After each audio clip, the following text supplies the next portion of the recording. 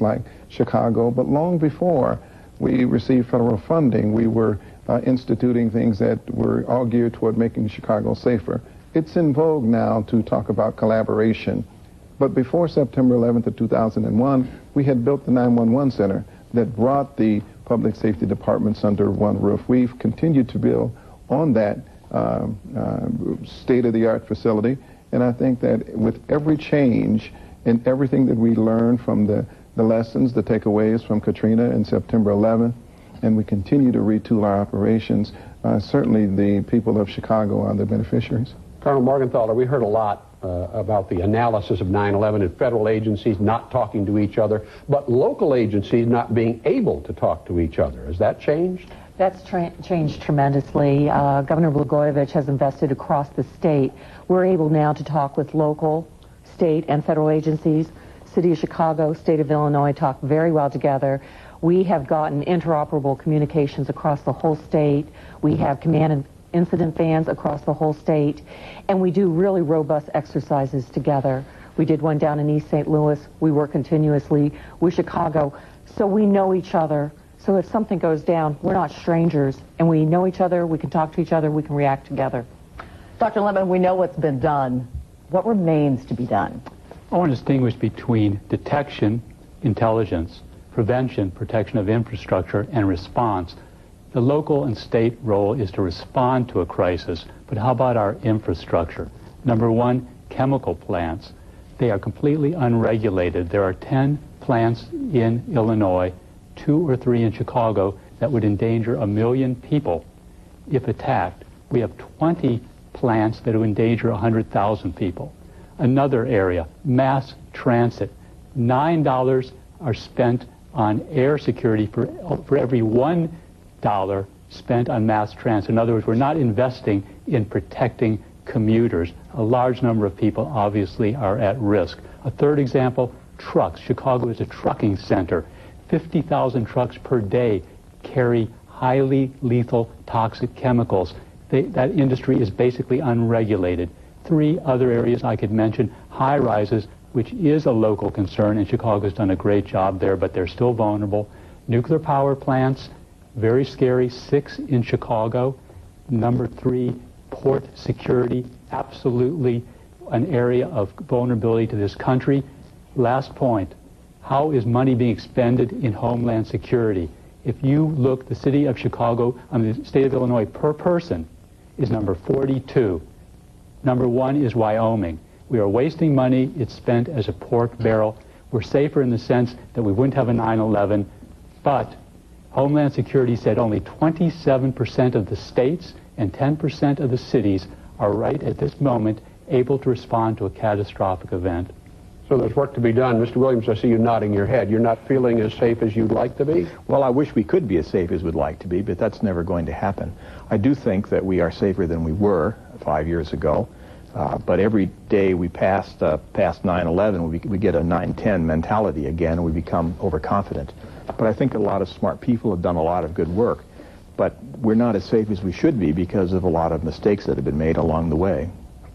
Let's take a quick look at the fight against terror and how it affects our civil liberties. Well, Kathy and Ron, the Patriot Act was passed by Congress within weeks of the 9/11 attacks. It dramatically expands the authorities of American law enforcement, but some say it goes too far.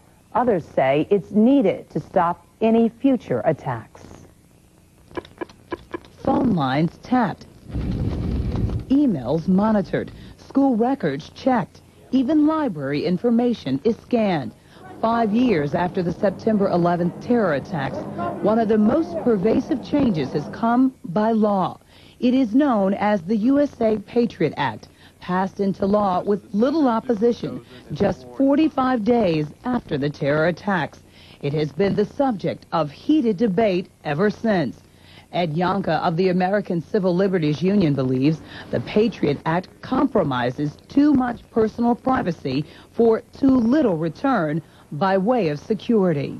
What we've seen is changes in the Patriot Act, which allow, for example, for federal law enforcement officials to gather our most intimate, most personal records, our library records, our medical records, our banking records, our records from our employers, our schools, or things of that nature, and to do so without any showing that the person for whom they're gathering that information has been involved in any criminal activity, let alone being involved in terrorism. Former federal prosecutor Steve Miller couldn't disagree more. He believes it is critical for the government to have access to citizens' records as well as increased surveillance in order to keep America safe. We are involved in a war of civilizations where our very national survival may be at stake, and that does require, I think, a more intrusive government than what we're used to. The American people are going to have a fundamental political choice to make, and that is more security or less security. Civil liberties and personal privacy, or national security and weapons to fight terror. The Patriot Act has the nation divided. We should be focusing more on actually trying to find the people who are going to be doing things against us rather than taking away our privacy and our rights. I think security is the most important thing in America currently.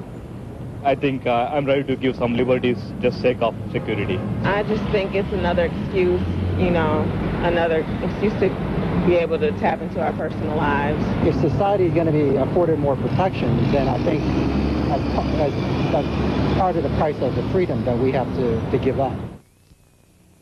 After a heated debate in Congress, 16 provisions of the original Patriot Act were renewed this past March.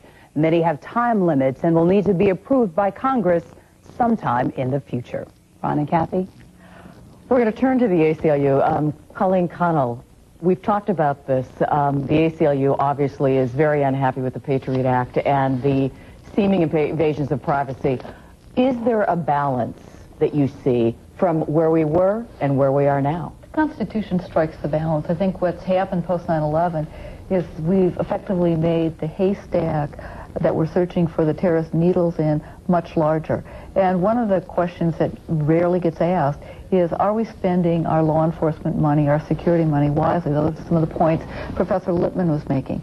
And what we have now is a situation in which innocent Americans, emails, phones, medical records, library records, education records are now being reviewed by the government, including records of people who have absolutely nothing to do with any alleged terror plot. And what's happened, and we've had confirmation recently from the FBI acknowledging that the millions of quote-unquote leads that agency has gotten from the NSA and the CIA have not panned out. And interestingly, what we learned from the recent British experience of breaking up or identifying this recent terrorist plot was British authorities claimed that they had done that work, and they had wiretaps there through hardcore law enforcement work.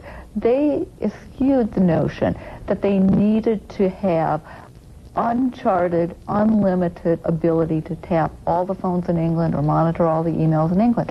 And so I think that we have to use some common sense here. And if we tap everybody's phone and if we listen in on everybody's conversations and we look at everybody's subject lines, where are we going to get the law enforcement resources to separate the wheat from the chaff and really try to figure out who is trying to do us harm? Nobody, including people at the ACLU, want another terrorist attack. But we need to ask ourselves some hard questions. Are we using our law enforcement, our national security apparatus and resources wisely? Let me turn to the Muslim community, Mr. Rehab. Have you been, in your view, unfairly targeted? I think that the surveys and the polls that we have seen have proven for a fact that the Muslim community has been unfairly targeted. I think that nobody in the Muslim community would argue against the importance of working diligently to maintain our national security. I think our point is that this needs not happen